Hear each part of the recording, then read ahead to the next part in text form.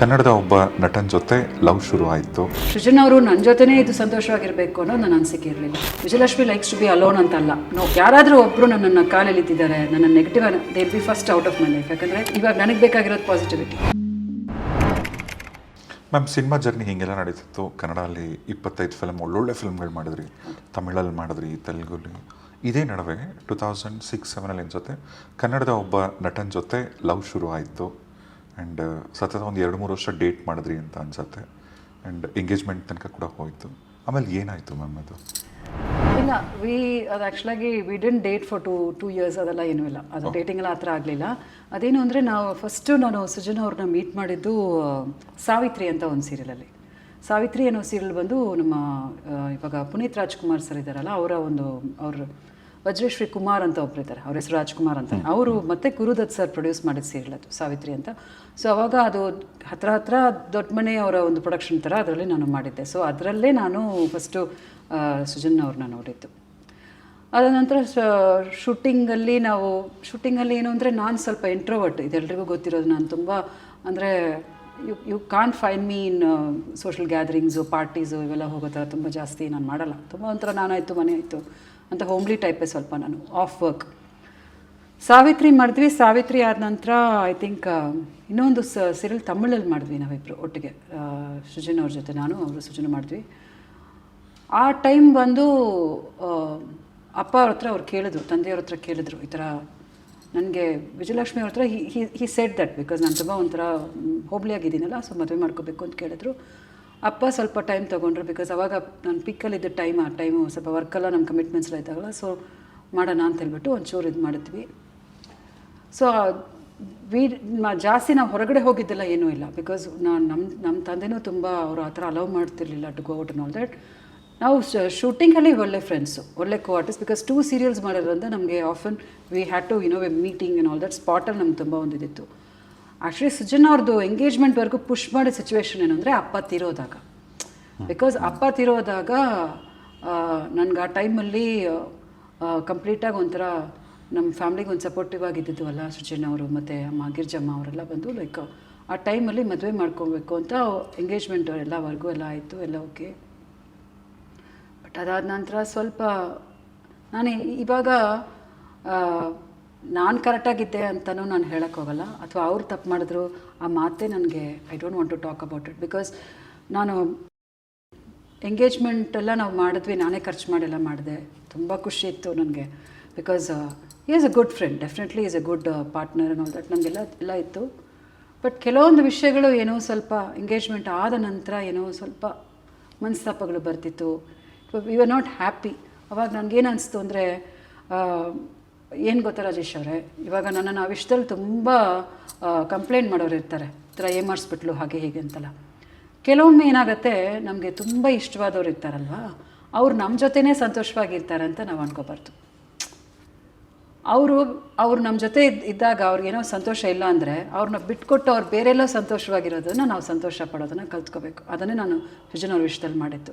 ಇವತ್ತಿಗೂ ಪ್ರಪಂಚನ ನಾನು ಏನು ಬೇಕಾದ್ರೂ ಹೇಳ್ಬೋದು. ನಾನು ಸೃಜನ್ ಅವ್ರನ್ನ ಏಮಾಸ್ತೆ ಅಂತಲ್ಲ, ನಾನು ಅಷ್ಟು ಆಸೆಪಟ್ಟು ಸೇಮ್ ಉಷಕನ್ ಮಾಡಿದ್ರಲ್ಲೇ ನಾನು ಒಂದು, ಬಿಕಾಸ್ ಅವಾಗ ಅಪ್ಪ ಬೇರೆ ಇರಲಿಲ್ಲಲ್ವ, ಸೊ ನನಗೆ ನಾನೇನು ಮಾಡಬೇಕು, ನಾನು ಮತ್ತೆ ಎಂಗೇಜ್ಮೆಂಟ್ಗೆಲ್ಲ ಖರ್ಚು ಮಾಡಿ ಎಲ್ಲ ಖುಷಿಯಾಗಿ ಮಾಡಿದೆ. ಬಟ್ ಸಮ್ವೇರ್ ನನ್ನ ಬ್ಯಾಡ್ ಲಕ್ಕು ಇವತ್ತು ನಾನು I was not able to ನನಗೆ ಆ ಫ್ಯಾಮಿಲಿ ನನಗೆ ಸಿಗಲಿಲ್ಲ. ಸೊ ಏನೋ ಒಂದು ಬ್ಯಾಡ್ ಟೈಮ್, ಆ ಟೈಮಲ್ಲಿ ಏನೋ ಸ್ವಲ್ಪ ಆಯಿತು. ಆ ಟೈಮಲ್ಲಿ ನಾನೇನು ಡಿಸೈಡ್ ಮಾಡಿದೆ ಅಂದರೆ, ಬೇಡ, ಸೃಜನ್ ಅವರು ನನ್ನ ಜೊತೆನೇ ಇದು ಸಂತೋಷವಾಗಿರಬೇಕು ಅನ್ನೋದು ನನ್ನ ಅನಿಸಿಕೆ ಇರಲಿಲ್ಲ. If you really love somebody, ನೀವೇನು ಅಂದ್ಕೊಳ್ತೀರಿ, ಓಕೆ, ಅವ್ರಿಗೆ ಯಾವುದೋ ಒಂದು ನಿರ್ಧಾರ ಯಾರೋ ತಗೊಳ್ತಾರೆ, ಆ ನಿರ್ಧಾರ ಬೆಟ್ರು ಅಂತ ಅವ್ರು ಅಂದ್ಕೊಳ್ತಾರೆ ಅಂದರೆ let him be happy. So ಇವತ್ತಿಗೂ ನಾನೇನು ಸೃಜನ್ ಅವ್ರಿಗೆ ಅಂದ್ಕೊಂಡ್ನೋ ಅದನ್ನೇ ಅವರು he's living. He's got a good wife now, is living with have a happy life.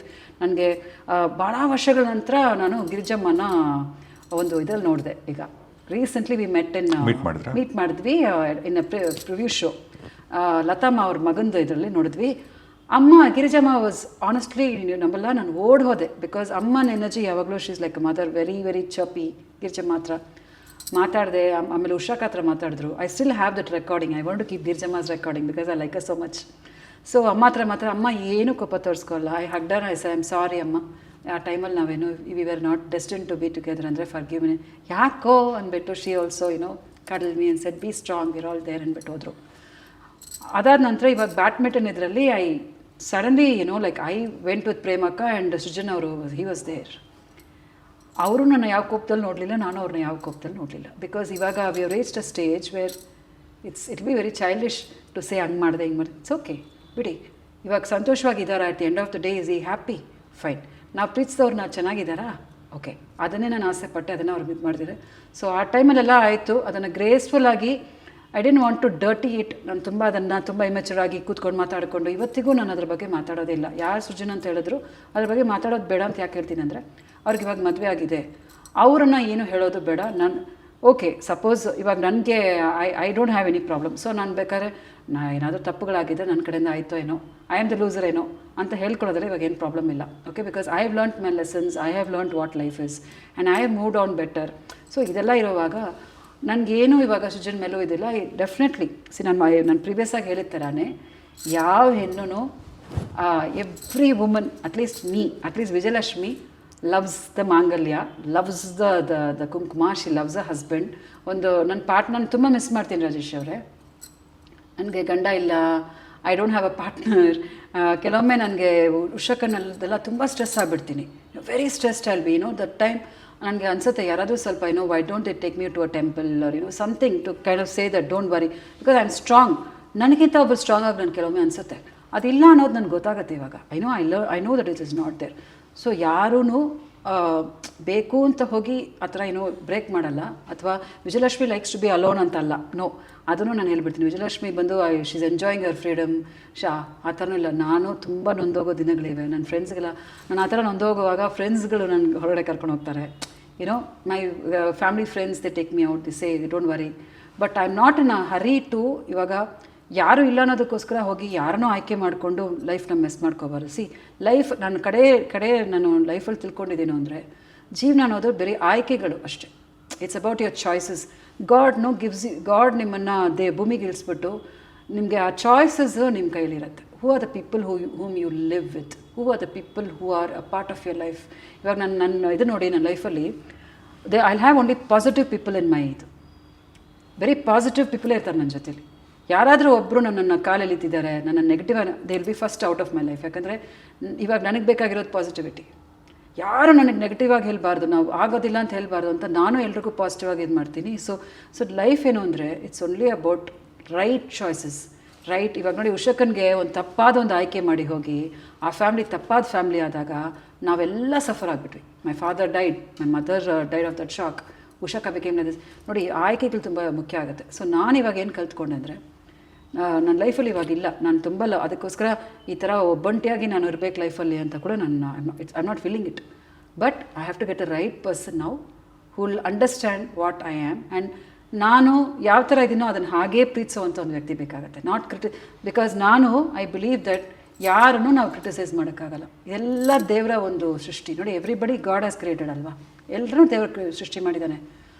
ನಾವು ಅವ್ರನ್ನ ದೂಷಣೆ ಮಾಡೋದನ್ನು ದೇವ್ರನ್ನೇ ದೂಷಣೆ ಮಾಡೋ ಥರ, because it is his creation. ನೋಡಿ, it's like this, you are complaining about somebody ಅಂದರೆ it is directly saying God ಥರ. So ಏನು ಮಾಡೋಕ್ಕಾಗಲ್ಲ. ನಮಗೇನು ಕೇಳಬೇಕು ಅಂದರೆ, ನಮ್ಮನ್ನು ಇವಾಗ ವಿಜಯಲಕ್ಷ್ಮಿ ಆಸ್ ಅ ಪರ್ಸನ್ ನನ್ನನ್ನು ಪ್ರೀತಿಸೋವಂಥ ವ್ಯಕ್ತಿ ಬರಬೇಕು. ಅದಕ್ಕೆ ನಾನು ವೇಟ್ ಮಾಡಬೇಕು. ವೆನ್ ಇಟ್ ಈಸ್ ಹ್ಯಾಪನಿಂಗ್ ಅದನ್ನು ಚೆನ್ನಾಗಿ ಪ್ರಪಂಚಕ್ಕೆ ಹೇಳಿ I have this person with me ಅಂತ ಹೇಳೋವಂಥ ಒಂದು ವ್ಯಕ್ತಿನೇ. ಸೊ ಅದನ್ನು ಆ್ಯಂಡ್ ನನಗೆ, ಬಿಕಾಸ್ ನೀವು ಆಫ್ ಶೂಟಿಂಗ್ ನೋಡಿದ್ರೆ I am a very traditional girl ನೋಡಿ. ನಾನು ಕರ್ನಾಟಕದಿಂದ ಹೋಗುವಾಗ the one thing everybody used to like about me was I always, ನನಗೆ ಕನ್ನಡದ ಒಂದು ಇದು ಅಲ್ಲಿ ಇರಬೇಕು ಅಂತ ತುಂಬ ಆಸೆ ಪಡ್ತಿದ್ದೆ. ಓವರ್ ಗ್ಲಾಮರ್ ಮಾಡೋದು. ಮತ್ತು ನಮ್ಮ ಕನ್ನಡದ ಒಂದು ಸ್ವಲ್ಪ ನಾವೆಲ್ಲ ಟ್ರೆಡಿಷ್ನಲ್ ಆಗಿರ್ತೀವಿ ನೋಡಿ. ವಿ ಹ್ಯಾವ್ ಫೆಸ್ಟಿವಲ್ಸ್ ಅಂದರೆ ಟ್ರೆಡಿಷ್ನಲ್ ಆಗಿರೋದು, ಇವೆಲ್ಲ ನಾನು ತುಂಬ ಫಾಲೋ ಮಾಡ್ತಿದ್ದೆ. ಸೊ ಈಗಲೂ ಅದು ಹಾಗೇ ಇದೆ. ಆ್ಯಂಡ್ ನನಗೆ ಒಂದು ಒಳ್ಳೆ ಪಾರ್ಟ್ನರು ನನ್ನ ಲೈಫಲ್ಲಿ has to come and he has to make me feel complete ಅಂತ ಒಂದು ಇದೆ ಮನಸ್ಸಲ್ಲಿ.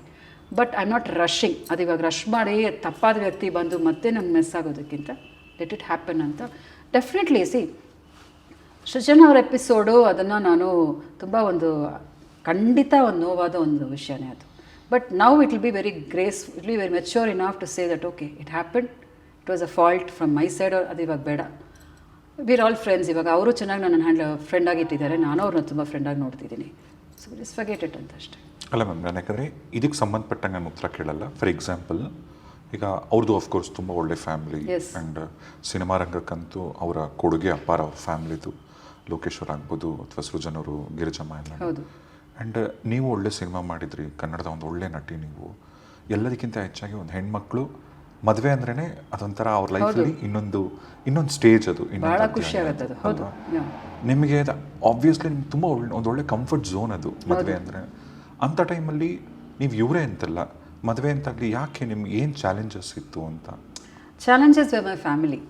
ನಾನು ಇವಾಗ ಅದನ್ನು ನಾನು let me be very honest ಅಂದರೆ ನನ್ನ ಫ್ಯಾಮ್ಲಿ ಬಂದು ಅವ್ರಿಗೆ ಗೊತ್ತಾಗಲಿಲ್ಲ. ಕೆಲವೊಂದು ಹೆಣ್ಮಕ್ಳಿಗೆ ಏನಾಗ್ಬಿಡುತ್ತೆ ಅಂದರೆ ಅವರು ಫ್ಯಾಮ್ಲಿ ಜವಾಬ್ದಾರಿ ತೊಗೊಂಡ ತಕ್ಷಣ ಏನಾಗ್ಬಿಡುತ್ತೆ, they will become the leaders that ಅವ್ರಿಗೆ ಬೇರೆ ಏನೂ ಯೋಚನೆ ಮಾಡಲ್ಲ ಅನ್ನೋ ಥರ ಕೆಲವೊಂದು ಫ್ಯಾಮ್ಲೀಸಲ್ಲಿ ಆಗ್ಬಿಡುತ್ತೆ. ಇವಾಗ ನಮ್ಮ ತಂದೆ ಆಗಲಿ ನನ್ನ ತಾಯಿ ಆಗಲಿ ಅವ್ರಿಗೆ ಒಂದು ಪಾಯಿಂಟಲ್ಲಿ ನನ್ನ ಹೊರಗಡೆ ತೊಗೊಂಡು ಬಂದು ನನಗೊಂದು ಮದುವೆ ಮಾಡಿಸಿ ಕಳಿಸ್ಬೇಕು ಅಂತ ಅವ್ರಿಗೆ ಅನಿಸ್ಲಿಲ್ಲ. Okay, they felt that I am the best person to handle. I was very fit. ನಾನು ಎಲ್ಲ ಪ್ರಾಬ್ಲಮ್ಸನ್ನು ಚೆನ್ನಾಗಿ ಹ್ಯಾಂಡಲ್ ಮಾಡ್ತಿರುವಾಗ ದಾಟ್ಕೊಂಡು ಬಂದು ಇವಾಗ ನಾನು ನೋಡೋವಾಗ ನಾನು ಮದುವೆನೇ ಮಾಡ್ಕೊಳ್ಳಿಲ್ವಲ್ಲ ಅಂತ ಅನ್ಸುತ್ತೆ ನನಗೆ ಇವಾಗ. But we were in so much of problems ಅಂದರೆ ಅವ್ರಿಗೂ ಅನಿಸ್ಲಿಲ್ಲ ಇದು ಸೃಜನ ಅವ್ರದ್ದು ಹಿಂಗೆ ಆದ ತಕ್ಷಣ.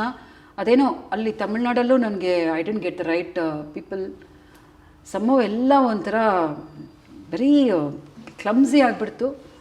ಲೈಫನ್ನು ಚೆನ್ನಾಗಿ ಇವಾಗ ನಾನು ಸ್ವಲ್ಪ ಸ್ಲೋ ಆಗಿ ನಾನು ಲೈಫನ್ನು ಕರೆಕ್ಟಾಗಿ ನಾನು ಇವಾಗ ಚೆನ್ನಾಗಿ ಮಾಡ್ತಾಯಿದ್ದೀನಿ. ಸೊ ಇವಾಗ ಬಹುಶಃ ಆಗ್ಬೋದೇನೋ ಹೊರತು I don't know. My family I will say unfortunately ಅವ್ರಿಗೆ ಅದು ಗೊತ್ತಾಗಲಿಲ್ಲ. ಅದೊಂದು ಹೆಣ್ಮಗು ಕರೆಕ್ಟಾಗಿ ಆ ಟೈಮ್ ಮದುವೆ ಮಾಡಿಸ್ಕೊಡ್ಬೇಕು, ಅವೆಲ್ಲ ಅವ್ರು ಮಾಡಲಿಲ್ಲ ಅನ್ನೋದು. ಅವ್ರನ್ನೂ ನಾನೇನು ಬ್ಲೇಮ್ ಮಾಡಲ್ಲ. ವಾಟ್ ಟು ಡೂನು, ದಟ್ ವಾಸ್ ಮೈ ಫೇಟ್ ಅಂತ ನಾನು ತಗೋಬೇಕಷ್ಟೆ. ನಿಮಗೆ ಮದುವೆ ಅಂದರೆ ಭಯನಾ, ಜನ ಅಂದರೆ ಭಯನಾ? ಮದುವೆ ಅಂದರೆ ಭಯ ಅಲ್ಲ, ಮದುವೆ ಅಂದರೆ ನಂಗೆ ಸಂತೋಷನೇ. But you have to get the right person. ಅದು ತುಂಬ ಇಂಪಾರ್ಟೆಂಟ್ ಆಗುತ್ತೆ, ರೈಟ್ ಪರ್ಸನ್. ಬಿಕಾಸ್ ಇದರಲ್ಲಿ ಏನು ಅಂದರೆ ನಾವು also we are working woman ಅಲ್ವಾ, ನಮಗೆ ಶೂಟಿಂಗಲ್ಲಿ ಇರುತ್ತೆ. You will have to get somebody who will understand. ನಮ್ಮ ಪ್ರೊಫೆಷನ ಚೆನ್ನಾಗಿ ಅರ್ಥ ಮಾಡಿಕೊಂಡು ಸಪೋರ್ಟಿವ್ ಆಗಿ ಬರಬೇಕಾಗತ್ತೆ. ನಮ್ಮ ಮೂಡ್ ಸ್ವಿಂಗ್ಸ್ನ ಸಪೋಸ್ ನಮಗೆ ಸಪೋರ್ಟಿವ್ ಆಗಿಲ್ಲ ಅಂದರೆ ಏನಾಗ್ಬಿಡುತ್ತೆ ಅಂದರೆ ಅದು ಅವ್ರ ಜೀವನನೂ ಹಾಳಾಗ್ಬಿಡುತ್ತೆ. ನೋಡಿ, ಇವಾಗ ಇಟ್ಸ್ ನಾಟ್ ಅಬೌಟ್ ನನ್ನ ಲೈಫಿಗೆ ಒಬ್ಬರನ್ನು ತಗೊಳ್ಳೋದು ಅಂತಲ್ಲ, ಅವ್ರ ಲೈಫು ಅದ್ರಲ್ಲಿ ಅಫೆಕ್ಟ್ ಆಗುತ್ತೆ. ಸೊ ನಾನು ಅದನ್ನು ಮಾಡಲ್ಲ ಯಾವತ್ತೂ. ನನ್ನಿಂದ ಯಾರಾದರೂ ಪ್ರಾಬ್ಲಮ್ ಆಗುತ್ತೆ ಲೈಫ್ ಅಂದರೆ ನೀವು ಹೋಗ್ಬಿಡಿಪ್ಪ ಅಂತ ಕಳಿಸ್ಬಿಡ್ತೀನಿ. Because I don't want somebody ನಾನು ಮದುವೆ ಮಾಡ್ಕೊಂಡು ನನ್ನ ಲೈಫ್ ಈ ಥರ ಆಗೋಯ್ತು ಅಂತ ಅದು ನಾನು ಯಾವತ್ತೂ I don't like that. So ನನಗೆ ಮದುವೆ ಅಂದರೆ ತುಂಬ ಇಷ್ಟ. Right person has to come, the right man has to come. Has to understand that has to love me the way I am a very lovable. ಅದು ಸ್ವಲ್ಪ ಕಷ್ಟ ಅರ್ಥ ಮಾಡ್ಕೊಂಡಿಲ್ಲ ಅಂತ ಅನ್ಸುತ್ತೆ.